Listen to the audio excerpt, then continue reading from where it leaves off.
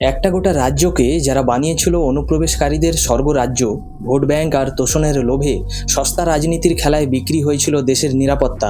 বছরের পর বছর বর্ডারে কাঁটাতার দিতে দেওয়া হয়নি। এক বিশেষ সম্প্রদায়কে তোষণে মেতেছিল বিগত তৃণমূল সরকার। কিন্তু আর নয়, ক্ষমতার লোভী সেই শাসকের দিন এবার শেষ। বাংলার মাটিতে আজ থেকে কার্যকর হচ্ছে এক নতুন এবং কঠোর ঐতিহাসিক আইন। অবৈধ অনুপ্রবেশকারীদের চিহ্নিত করে এবার সরাসরি উপড়ে ফেলা হবে বর্ডার পার করে। শুরু হলো এক নতুন অধ্যায়। এবার বাংলায় হবে ডিটেক্ট, ডিলিট এবং ডিপোর্ট। শিক্ষার আঙ্গিনাকে যারা বানিয়েছিল নিজেদের দলের দুর্নীতির আখড়া, লক্ষ লক্ষ যোগ্য যুবকের ভবিষ্যৎ বেচে দিয়ে যারা পকেট ভরেছিল কোটি কোটি টাকায়, বিগত তৃণমূল সরকারের সেই প্রাতিষ্ঠানিক দুর্নীতির কালো সাম্রাজ্য আজ ভাঙার মুখে। ক্ষমতার দম্ভে অন্ধ শাসকরা ভেবেছিল তাদের এই পাপের খতিয়ান কোনোদিনও হয়তো কারোর সামনে আসবে না।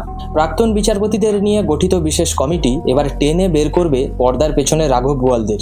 দেশের সবথেকে সংবেদনশীল 22 কিলোমিটার সেই চিকেন স্নেক করিডোর, জাতীয় নিরাপত্তাকে বুড়ো আঙুল দেখিয়ে যা নিয়ে বছরের পর বছর ছিনিমিনি খেলেছে আগের তৃণমূল সরকার। তুষ্টিকরণের নোংরা এজেন্ডা পূরণে কেন্দ্রকে দেওয়া হয়নি জাতীয় সড়ক সংস্কারের অধিকারও। সীমান্তকে অরক্ষিত রেখে বাংলাকে ঠেলে দেওয়া হয়েছিল এক চরম বিপদের মুখে। কিন্তু ক্ষমতার পালাবদলের সাথে সাথেই বদলে গেছে মহাকরণের মানসিকতা। জনগণের ট্যাক্সের টাকায় চলতো নিজেদের দলের প্রচার আর তোষণের রাজনীতি। ইমাম ভাতা থেকে পুরোহিত ভাতা, ধর্মের নামে বিভাজনের দেওয়াল তুলেছিল বিগত শাসক। একদিকে মুখ্যমন্ত্রীর বিজ্ঞাপনে উঠত কোটি কোটি টাকা, আর অন্যদিকে মিড ডে মিলের অভাবে ধুঁকত শিশুরা। সাধারণ মানুষের পকেট কেটে নিজেদের ভোট ব্যাংক পুষ্ট করবার সেই জঘন্য চক্রান্ত এবার স্তব্ধ হবে। নতুন ভোরের বাংলায় এক ধাক্কায় বন্ধ হলো সমস্ত রকমের ধর্মীয় তোষণ ভাতা। জনগণের টাকা এবার খরচ হবে শুধু জনকল্যাণ, স্কুল, কলেজ আর প্রকৃত শিক্ষার উন্নয়নে। দীর্ঘ এক দশকের রাজনৈতিক সমীকরণকে এক ঝটকায় উপড়ে ফেলে বাংলার মসনদে এখন নতুন শাসক বিজেপির সরকার। আর ক্ষমতায় বসেই যে ফাইলগুলোতে হাত দেওয়া হয়েছে তা কাঁপিয়ে দিয়েছে চোর, স্মাগলার আর অনুপ্রবেশকারীদের সাম্রাজ্য।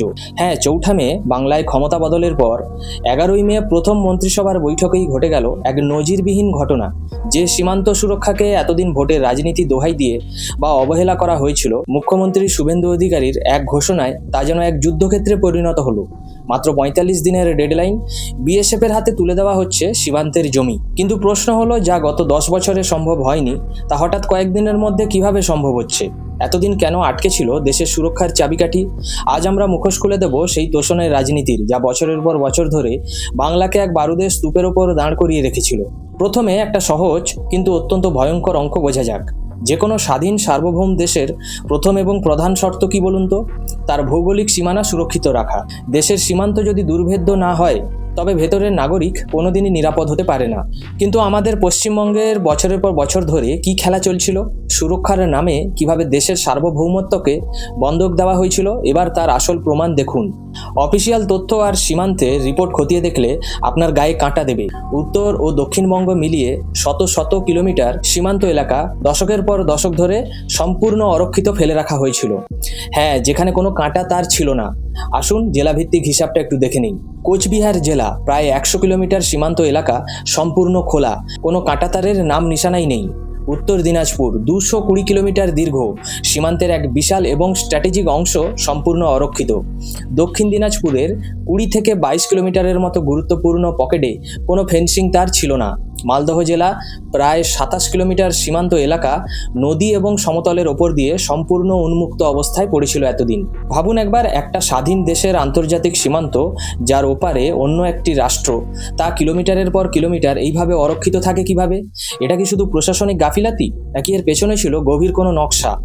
এবার প্রশ্ন হচ্ছে, এই বিস্তীর্ণ খোলা সীমান্তের সুযোগ নিয়ে কারা ঢুকেছিল এপারে? কেন সীমান্ত সংলগ্ন জেলাগুলোর জনবিন্যাস বা ডেমোগ্রাফি গত কয়েক বছরে হু হু করে বদলে গেল? মুখ্যমন্ত্রী শুভেন্দু অধিকারী এবার সরাসরি সত্যটা সামনে এনেছেন। কোনো রাগঢাক না রেখে আক্রমণ সানিয়েছেন। তিনি স্পষ্ট বলেছেন, এই রাজ্য গত কয়েক বছরে যে ধরনের দেশবিরোধী কার্যকলাপের সাথে যুক্ত বা যে ধরনের কার্যকলাপ বৃদ্ধি পেয়েছে দেশবিরোধী, আইন শৃঙ্খলার যে চরম অবনতি আমরা দেখছি, তার সুতো জড়িয়ে রয়েছে ওই খোলা সীমান্তে। শুধু তাই নয়, ল্যান্ড জিহাদ, বলপূর্বক ধর্মান্তকরণ এবং আমাদের মা বোন ও শিশু কন্যাদের নিরাপত্তার প্রশ্নে যে চরম সংকট তৈরি হয়েছিল, তার পেছনে একটা বড় অংশই হলো বাংলাদেশ থেকে আসা এই অবৈধ অনুপ্রবেশকারীরা। যখন সীমান্ত পাহারা দেওয়ার জন্য বিএসএফ বা বর্ডার সিকিউরিটি ফোর্স জমি চায়, তখন রাজ্য সরকারের দায়িত্ব কি? তৎক্ষণাৎ জমি দিয়ে কাঁটাতারের ব্যবস্থা করা। কিন্তু পশ্চিমবঙ্গের বছরের পর বছর ফাইল আটকে রাখা হয়েছিল। শুনলে আপনাদের রক্ত গরম হয়ে যাবে দেশের স্বরাষ্ট্র মন্ত্রক এই সীমান্ত সুরক্ষার জন্য কতটা মরিয়া ছিল আর রাজ্যের তরফ থেকে কতটা উদাসীনতা দেখানো হয়েছে। 2016 সাল, তখন কেন্দ্রীয় স্বরাষ্ট্রমন্ত্রী রাজনাথ সিং নিজে ব্যক্তিগতভাবে ডিও লেটারে লিখেছিলেন তৎকালীন মুখ্যমন্ত্রীকে, অনুরোধ করেছিলেন দয়া করে জমিটুকু দিন, দেশের সীমান্ত রক্ষা করতে দিন। কিন্তু কি হয়েছিল জানেন? ফাইল নড়েনি। পরবর্তী সময়ে বর্তমান কেন্দ্রীয় স্বরাষ্ট্রমন্ত্রী অমিত শাহ নিজে নবান্নে এসে ইস্টার্ন জোনাল কাউন্সিলরের কোঅর্ডিনেশন মিটিংয়ে বসে মুখোমুখি অনুরোধ জানিয়েছিলেন। বিগত 1.5 বছর ভারত সরকারের স্বরাষ্ট্র সচিব গোবিন্দ মোহন নিজে এ রাজ্যের তৎকালীন মুখ্য সচিব ও শীর্ষ আধিকারিকদের সাথে অন্তত 5 থেকে 6 বারই হাই লেভেল মিটিং করেছেন। কিন্তু ফলাফল বিগ জিরো। নিটফল ছিল সম্পূর্ণ শূন্য। কেন বলুন তো? জমিজট আর ফান্ডের অভাবের দোহাই দেওয়া হতো, কিন্তু আসল সত্যিটা আজ আর কারোর অজানা নয়। আসল কারণ ছিল ভোট ব্যাংক বাঁচানোর তাগিদ, হাই অ্যাপিসমেন্ট বা চরম তোষণের রাজনীতি। দেশের সুরক্ষাকে বুড়ো আঙুল দেখিয়ে অনুপ্রবেশকারীদের আইনি বা বেআইনি এই ঢাল বানিয়ে নিজেদের রাজনৈতিক আখের গোছানোর যে নোংরা খেলা চলেছে, তা আজ নতুন সরকার এসেই একের পর এক সার্জিক্যাল স্ট্রাইক করিয়ে মানুষের চোখের সামনে তুলে ধরছে। প্রথম দিনেই বিএসএফের হাতে জমি হস্তান্তর প্রক্রিয়া অনুমোদন দিয়ে প্রমাণ করে দেওয়া হয়েছে যে ইচ্ছে থাকলে 45 দিনেই কাজ করা সম্ভব, যা গত 10 বছরেও করা হয়নি। এখানেই আমার আপনাদের কাছে প্রশ্ন, আপনারা পশ্চিমবঙ্গের নাগরিক, এই দেশের সাধারণ মানুষ। আপনারা বুক ঠুকে বলুন, দলীয় রাজনৈতিক ভোট ব্যাংক কি একটা দেশের বা একটা রাজ্যের সুরক্ষার চেয়েও বড় হতে পারে? নিজের দেশের সীমানাকে অরক্ষিত রেখে রাজনীতি করাটা আপনারা কিভাবে দেখেন? কমেন্ট বক্সে গিয়ে কড়া ভাষায় আপনাদের মতামত জানান। আমরা দেখতে চাই বাংলার সাধারণ মানুষ দেশের সুরক্ষা নিয়ে কি ভাবছেন। কিন্তু সময় বদলেছে। ডাবল ইঞ্জিন সরকার বাংলায় আসতেই শুরু হয়েছে জিরো টলারেন্স নীতি। নতুন মুখ্যমন্ত্রী সাফ জানিয়ে দিয়েছেন রাজ্যে এবার নয়া আইন কার্যকর হবে। আর এই আইনের মূল অস্ত্র হলো DDD ফর্মুলা, অর্থাৎ ডিটেক্ট, ডিলিট এবং ডিপোর্ট। ডিটেক্ট অর্থাৎ প্রথমে চিহ্নিত করা হবে কারা অনুপ্রবেশকারী। ডিলিট অর্থাৎ ভোটার তালিকা এবং সরকারি নথিপত্র থেকে তাদের নাম মুছে ফেলা হবে। আর ডিপোর্ট মানে হলো সরাসরি ঘাড় ধাক্কা দিয়ে বাংলাদেশে ফেরত পাঠানো হবে। আইনটা ঠিক কতটা কড়া? এবার থেকে বর্ডারে সন্নিহিত সমস্ত থানায় এই আইন কার্যকর করা হয়েছে। তবে এখানে একটা অত্যন্ত গুরুত্বপূর্ণ এবং ব্যালেন্সড পয়েন্ট মাথায় রাখা দরকার। সরকার কিন্তু পরিষ্কার করেছে শরণার্থী আর অনুপ্রবেশকারী এক নয়। যারা 31শে ডিসেম্বর 2014 পর্যন্ত ধর্মীয় তাড়নায় ভারতে এসেছেন তারা CAA এর আওতায় সম্পূর্ণ সুরক্ষিত। তাদের পুলিশ কোনো হ্যারাসমেন্ট করতে পারবে না।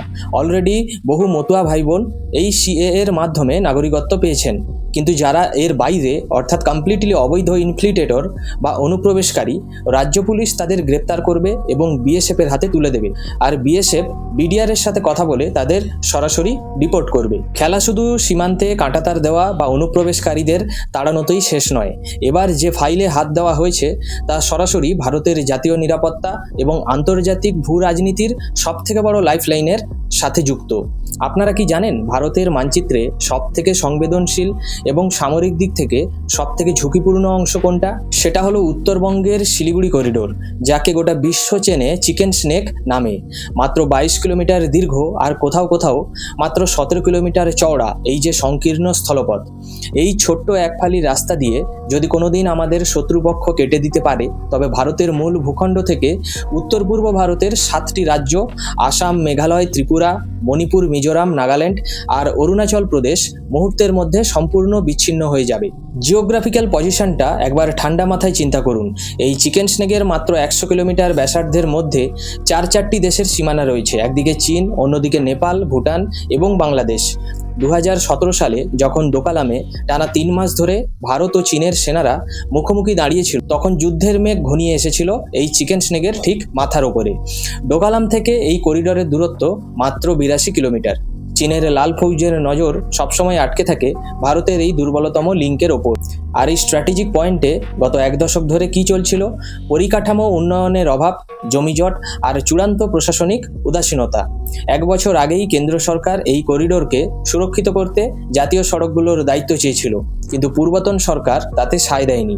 কিন্তু বাংলার ক্ষমতা বদলের পর নতুন সরকার এসেই প্রথম ধাক্কায় চিকেন স্নেক সংলগ্ন 7টি অত্যন্ত গুরুত্বপূর্ণ জাতীয় সড়কের দায়িত্ব সরাসরি রাজ্য পূর্ত দপ্তরের হাত থেকে কেড়ে নিয়ে কেন্দ্রের কর্তৃপক্ষের হাতে তুলে দিল। কেন এই সিদ্ধান্ত? যাতে যুদ্ধের মতো জরুরি পরিস্থিতিতে ভারতীয় সেনাবাহিনী এবং আধা সামরিক বাহিনীর ভারী যুদ্ধ ট্যাঙ্ক, মিসাইল লঞ্চার এবং হাজার হাজার সৈন্য যেন এক পলকে কোনো বাধা ছাড়াই সীমান্তে পৌঁছে যেতে পারে। শুধু 4 লেন রাস্তাই নয়, এখানে শিলিগুড়ি থেকে আসাম পর্যন্ত প্রায় 40 কিলোমিটার দীর্ঘ ভারতের প্রথম ভূগর্ভস্থ বা আন্ডারগ্রাউন্ড রেলপথ তৈরি হতে চলেছে। বসানো হচ্ছে স্মার্ট ট্রাফিক সিস্টেম আর হাইটেক সিসিটিভি নজরদারি। এতদিন যে জাতীয় সুরক্ষার ফাইল ধুলো চাপা হয়ে পড়েছিল তা আজ রকেটের গতিতে ছুটছে। তবে এই বিরাট প্রশাসনিক ও রাজনৈতিক রদবদলের মাঝেই রাজ্য রাজনীতিতে এক নতুন বিতর্কের ঝড় তুলে দিয়েছেন বিশিষ্ট আইনজীবী ও প্রবীণ বাম নেতা বিকাশ রঞ্জন ভট্টাচার্য। নতুন সরকার যখন একের পর এক বড় সিদ্ধান্ত নিচ্ছেন, তখন বিকাশবাবু মিডিয়ার সামনে এসে একটি বিস্ফোরক দাবি তুলেছেন। তিনি সরাসরি বলেছেন, শুভেন্দু অধিকারী এই সরকারকে যদি সততার সাথে প্রশাসন চালাতে হয়, তবে গত 1 দশকে জনগণের ট্যাক্সের টাকা কোথায় কিভাবে ওড়ানো হয়েছে তার উপর একটা স্পষ্ট শ্বেতপত্র প্রকাশ করতে হবে। কেন এই শ্বেতপত্রের দাবি? কেন এই আক্রমণ? বিকাশ রঞ্জন ভট্টাচার্যের যুক্তি অত্যন্ত অকাট্য এবং সংবিধানে বিশ্বাসী মানুষের জন্য চিন্তার খোরাক। তিনি সাফ জানিয়েছেন, ভারতের সংবিধান অনুযায়ী রাষ্ট্র হবে ধর্মনিরপেক্ষ। তাহলে জনগণের দেওয়া কষ্টের ট্যাক্সের কোটি কোটি টাকা কেন বছরের পর বছর ধরে ইমাম ভাতা, মুয়াজ্জিম ভাতা কিংবা পুরোহিত ভাতার নামে বিলি করা হলো? ধর্মের নামে এই যে কোটি কোটি টাকার খয়রাতি, দুর্গাপুজোয় কোটি কোটি টাকা দান কিংবা বড় বড় সরকারি ব্যানার বা বিজ্ঞাপনে কোটি কোটি টাকা ওড়ানো, তার হিসেব কোথায়? বিকাশবাবুর স্পষ্ট এবং কড়া বক্তব্য, রাষ্ট্রের সাথে ধর্মের সম্পর্ক পুরোপুরি ছিন্ন করতে হবে। কোনো ধর্মীয় সুশ্রুতি দিয়ে ভোট ব্যাংক গোছানো চলবে না। আর এই যে ভাতার নামে, মেলার নামে কোটি কোটি টাকা অপচয় করা হয়েছে, সেই টাকা যদি জনকল্যাণের কাজে লাগানো হতো, নতুন স্কুল তৈরি করা হতো কিংবা মিড ডে মিলের অভুক্ত বাচ্চাদের পুষ্টিকর খাবার দেওয়া হতো, তবে বাংলার ভবিষ্যৎ আজ অন্যরকম হতো। একই সাথে রাজ্যে ঘটে চলা প্রাতিষ্ঠানিক দুর্নীতির শিকড় উপড়ে ফেলতে সুপ্রিম কোর্টের বর্তমান তৎপরতাকে সাধুবাদ জানিয়েছেন তিনি। বিশেষ করে নিয়োগ দুর্নীতির মামলায় তদন্তে ও প্রশাসনিক স্তরে জট কাটাতে কলকাতা হাইকোর্টের অবসরপ্রাপ্ত বিচারপতি বিশ্বজিৎ বসু এবং বিচারপতি সমাপ্তি চট্টোপাধ্যায়ের নেতৃত্বাধীন কমিটিকে স্বাগত জানিয়েছেন তিনি মনে করেন, রাজনৈতিক রং না দেখে প্রশাসনকে যদি প্রশাসনিক স্বার্থে চালানো যায়, তবেই বাংলার ভালো হবে। বিকাশবাবু নতুন মুখ্যমন্ত্রীকে উদ্দেশ্য করে একটা বার্তা পরিষ্কার দিয়েছেন। বিজেপি নেতারা বা শুভেন্দুবাবুরা যদি এই ধর্মীয় বিভাজন আর রাজনৈতিক সংকীর্ণতার ঊর্ধ্বে উঠে শুধু রাজ্যের প্রকৃত উন্নয়ন আর স্বচ্ছ প্রশাসন দিতে পারেন, তবে ইতিহাস তাদের মনে রাখবে, নয়তো তারাও হারিয়ে যাবেন। আইনজীবী বিকাশ রঞ্জন ভট্টাচার্যের এই যে দাবি, এটা কিন্তু আমাদের সবাইকে এক গভীর ভাবনায় ফেলে দেয়। আপনারাই বলুন, জনগণের ট্যাক্সের টাকা কি কোনো ধর্মীয় ভাতা বা রাজনৈতিক বিজ্ঞাপনে খরচ করা উচিত, নাকি সেই টাকায় আরও বেশি স্কুল, হাসপাতাল এবং কর্মসংস্থান তৈরি হওয়া দরকার? এই সরকারের কি পূর্বতন সরকারের খরচের ওপর একটা শ্বেতপত্র প্রকাশ করা উচিত? আপনার মতামত কমেন্ট বক্সে যুক্তিসহ অবশ্যই জানাবেন। সুরক্ষার আর দুর্নীতির পর এবার আসা যাক শিক্ষার আঙ্গিনায়।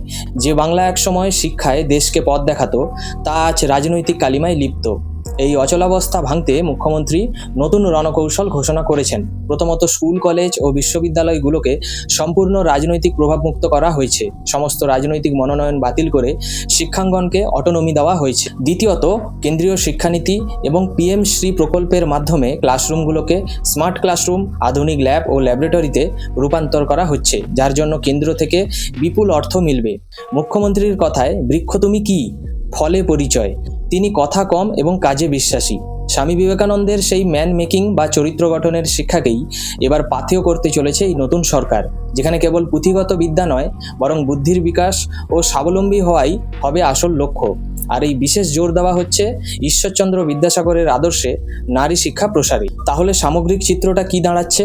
একদিকে অনুপ্রবেশকারীদের বিরুদ্ধে যুদ্ধ ঘোষণা আর বর্ডার সিকিউরিটিকে মজবুত করা, অন্যদিকে তোষণের রাজনীতি ও প্রাতিষ্ঠানিক দুর্নীতিকে উপড়ে ফেলে শিক্ষা ও পরিকাঠামো ব্যবস্থার খোলন লচে বদলে দেওয়া। বিকাশ রঞ্জন ভট্টাচার্য একটা বড় কথা বলেছেন, শুভেন্দুবাবু যদি দলগত বা ধর্মীয় বিভাজনের ঊর্ধ্বে উঠে শুধু প্রশাসনিক স্বার্থে কাজ করতে পারেন, তবে ইতিহাস তাকে মনে রাখবে। পশ্চিমবঙ্গ এক চরম সন্ধিক্ষণে দাঁড়িয়ে। একদিকে রয়েছে কঠোর আইন আর দেশের সুরক্ষার তাগিদ, অন্যদিকে রয়েছে পক্ষপাতহীন সুশাসনের চ্যালেঞ্জ। নতুন সরকার কি পারবে তাদের দেওয়া ভয় নয় ভরসার প্রতিশ্রুতি রক্ষা করতে, নাকি এটিও কালের নিয়মে আরেকটি রাজনৈতিক গেম প্ল্যান হয়েই রয়ে যাবে? সময় এর উত্তর দেবে। আপনার কি মনে হয়, এই নতুন কড়া পদক্ষেপগুলো কি বাংলাকে সত্যি অনুপ্রবেশ মুক্ত এবং দুর্নীতি মুক্ত করতে পারবে? আপনার মূল্যবান মতামত কমেন্ট বক্সে লিখে জানান। ভিডিওটি ভালো লাগলে লাইক ও শেয়ার করুন এবং এই ধরনের গভীর বিশ্লেষণের জন্য চ্যানেলটিকে সাবস্ক্রাইব করে বেল আইকনটি প্রেস করতে ভুলবেন না। পরের ভিডিওতে আবার দেখা হবে। ধন্যবাদ।